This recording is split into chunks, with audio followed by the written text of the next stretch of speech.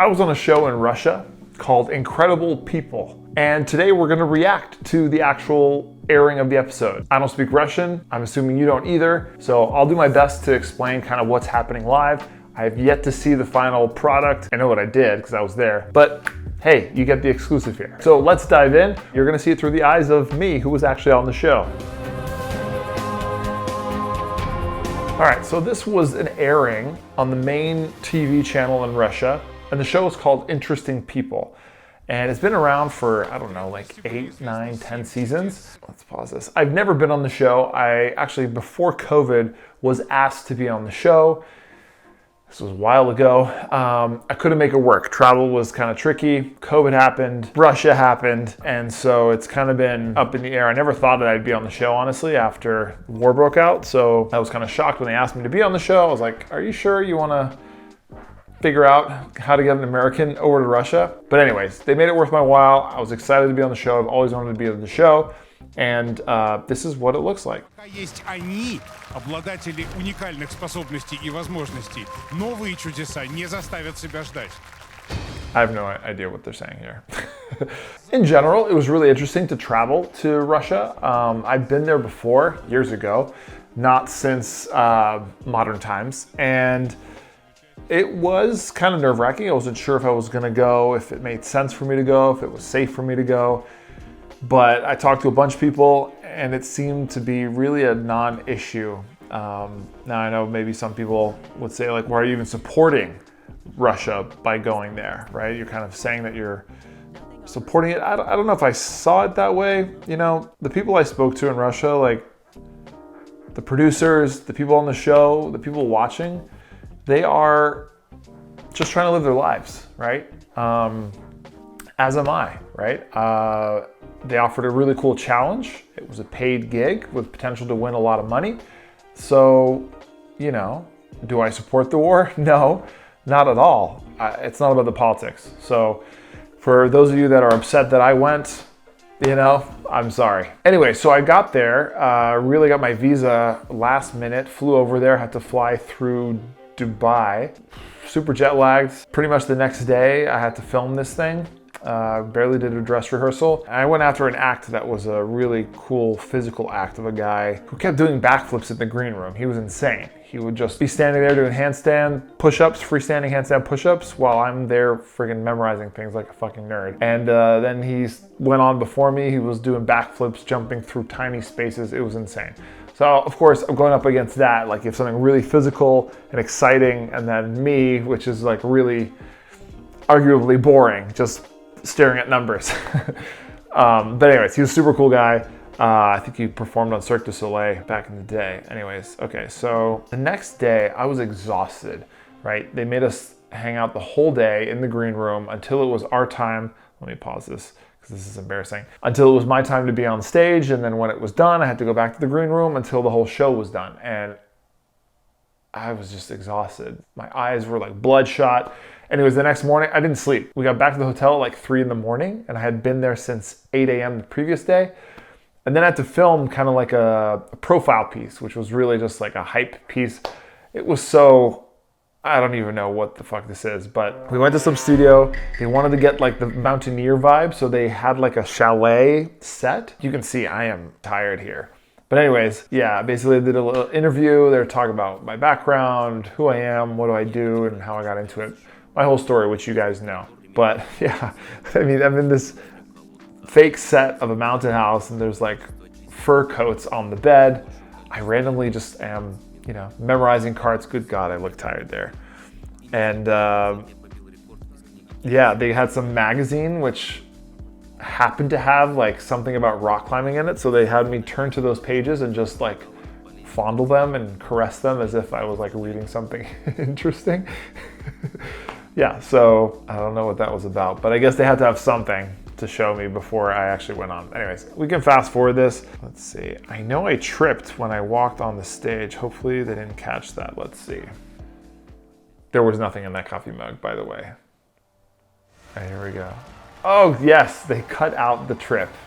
Thank goodness, that was so embarrassing. You know, I'm like, don't trip, and then they call me out, and of course I fucking trip. All right, so there's 4 judges who don't really have a say other than to commentate on what they thought. The audience is the one that actually judges here. So I was second to go out. I meet with this host. He tells me what I'm about to do, and I am supposed to basically look at a Russian map. There are 85 or so different states in Russia. Just like in the US, we have 50 states. They have 85 plus, let's say. And each state, if you look at a license plate of a car from that state, there is a 2 or 3 digit number code on that license plate. Each one pertains to one of these regions. Some regions even have multiple numbers associated with them, depending on population. Like Moscow had like 12 different ones or something. So anyways, I have to memorize all of those codes, those number codes, numeric codes, and be able to pinpoint where they belong on a map. So they have little bunches of flags with the numbers on them, and I have to go to an actual board and pin them in the right location. I had 10 minutes to memorize all of them. Here they are, and they had them on 3 separate screens. They gave me about 10 minutes, which honestly was a bit too much, I think. But whatever, I wanted to get it perfect. They want me to be successful. They want everybody to be successful. I like that about the show. So here I am. The audience was awesome. They were quiet. They let me stare at these boards for 10 minutes straight. And you could look some of the names of these, if you're not from Russia and you look at these words, they look insane. But I noticed very quickly that a lot of these ended with krai or oblast, ski or skaya. So I didn't really look at that stuff to memorize an image for these regions. I really just took like a word or two or a syllable or two from the front of that word, that place, and created an image, right? Like merman there, thought of like a merman, a mermaid man. Merman!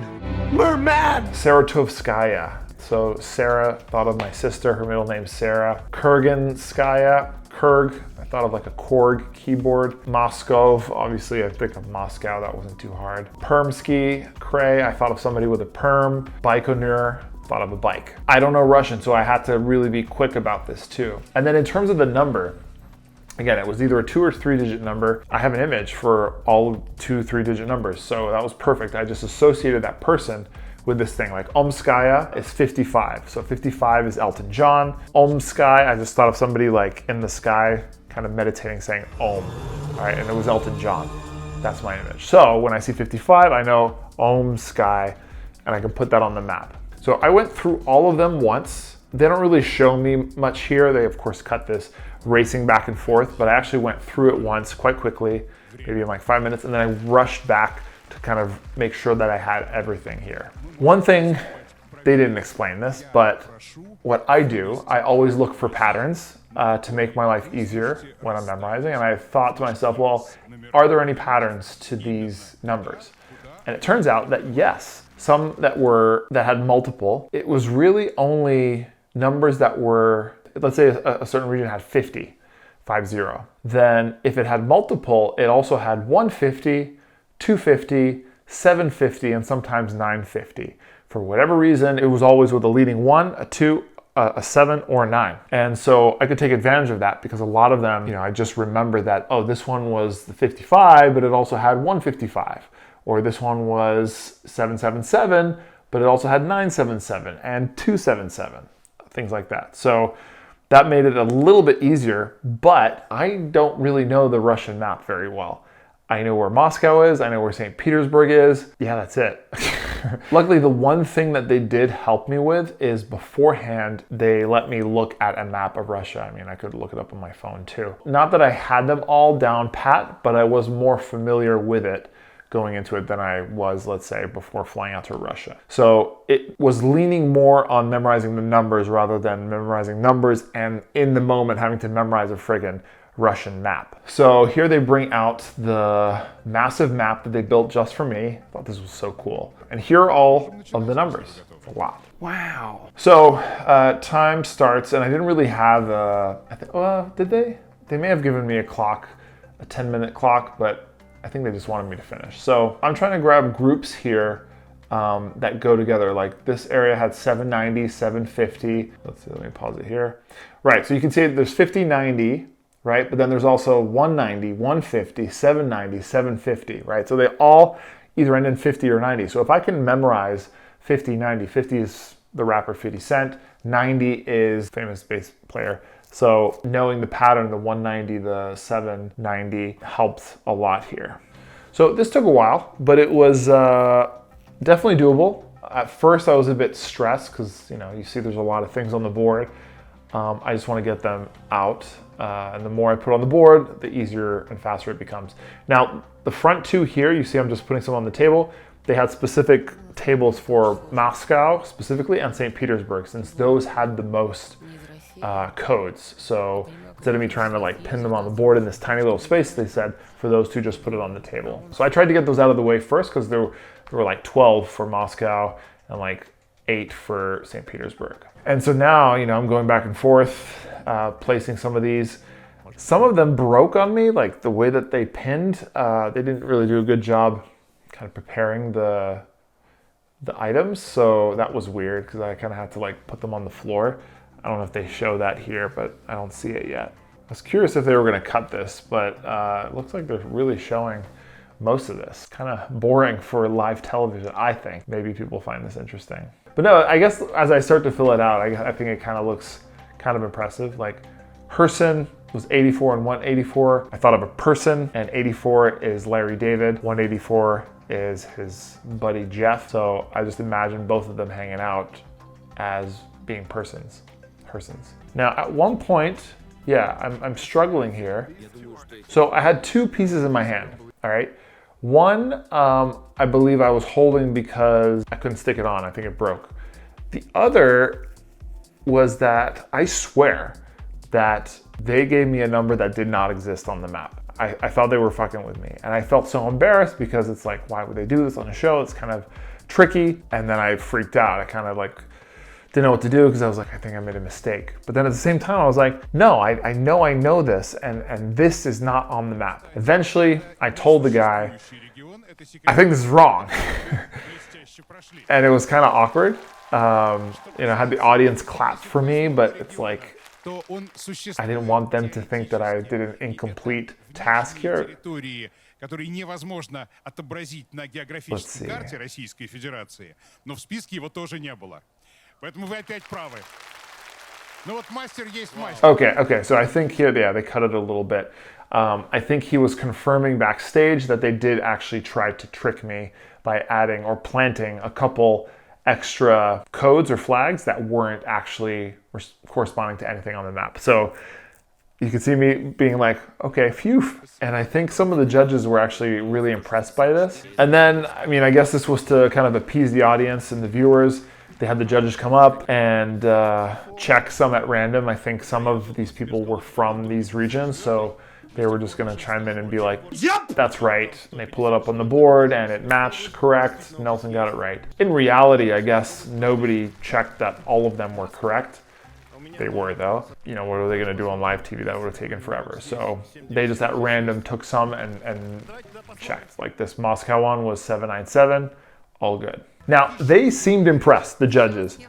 I don't know if they were acting or thinking like, hey, yeah, let's, this is so amazing, but maybe it really wasn't. I don't think it was that hard. I thought it was a cool challenge, but I was always kind of curious what the impression of it was from a viewer's point of view. What do you think? Is this interesting? Cool? I don't know. Anyways, that was cool. A bunch of other people came up. Some blind guy did something really impressive. There was a little kid doing mental calculations. Another memory guy memorizing restaurant orders. Some bike guy jumping from crate to crate. And then at the end of the day, we all got called up on stage to announce the winners. The winner, there were 8 people, would go on to a final episode the next week to potentially win like $60,000. I wanted to win the money, but at the same time, I wanted to go home. I didn't want to be in Russia for any longer, honestly. So I'm kind of glad that I didn't win, a spoiler. But anyways, they had us all up on stage. And then they basically give the audience these things to press a button. There I am, hello, to vote. And then they go through each person and what percentage of the vote they had. Oh, all the judges kind of gave their 2 cents. And honestly, it's funny because a lot of them said that they liked my performance and they thought it was amazing. So I kind of felt really good, even though ultimately it wasn't up to them. So anyways, they vote, blah, blah, blah. The votes are in. сейчас мы узнаем его результаты. First dude, 24,4% зрителей. 24.4%, quarter of the votes. Нельсон Деллис набирает 18,9%. 19%. So, in that moment, I was like, damn. But also, cool, I get to go home. Now, in the end, I actually got the second most votes, which is cool. You know, second place, the guy who won was the acrobat guy who got 24%. Now, what kind of blew my mind was after he won, all the judges kind of said a final word, and then they all mentioned how they loved the couple that did the balancing stuff from China. And they said, you know what? We're gonna allow that amazing performance to go to the finals as well. So I was like, wait, what? Shouldn't you take the second place person? Shouldn't that make the most sense, right? I got the second most amount of votes. They got like 4th or 5th place votes. So I was kind of out of my mind. I don't know if they had worked out some deal under the table or something like that, but in the end, I was honestly happy to go home, and it was a really cool experience. To go to Russia, to Moscow. I'd never been to Moscow. Beautiful city, got to see the cathedral, got to walk around town. It felt amazing to be there and felt safe. Yeah, I was really surprised to hear from the people there, you know, they're just trying to live their lives. They got jobs to do, they got lives to live, and you know, they don't necessarily agree with the politics. I feel like that's kind of why they wanted an American out there. After the fact, and this is kind of crazy, I realized that, you know, I'm looking at this map of Russia and I'm looking at these Russian words and I don't really think much about anything beyond the mnemonics that I have. And of course I realized after that, I at one point put a flag for one of the license plate numbers on what is Crimea. Except it was a Russian word for that. Someone said to me, like, of course they got the American guy to come on a Russian show and to kind of acknowledge, without saying so, Crimea, right, being a part of Russia. I was like, yeah, of course they would do that. I don't know, I don't think that was intentional, but it is kind of ironic that they got me to do that. And I didn't even think about it. So, whatever. Is there a bit of propaganda in there? Maybe. But, you know, I was just there because, you know, I want the experience. I love to travel, and you know, it's a gig in the end of it all, and it's a memory challenge, which I'm always down for a memory challenge. I want to win some money. Let's go. Anyways, that's the exclusive. If you know any Russian or know anybody speaking Russian, I'll put the link to that full episode below, and you can watch it in all its glory, and maybe you can even tell me what they actually said. But anyways, that's it for now. Back to our regular programming in future videos. I'll see ya. I'm out. Spasiba? I literally know zero Russian. Anyways, bye. Нельсон Деллис абсолютно удивительный человек. Thank you so much. Спасибо большое, спасибо. Thank you so much. Спасибо вам большое.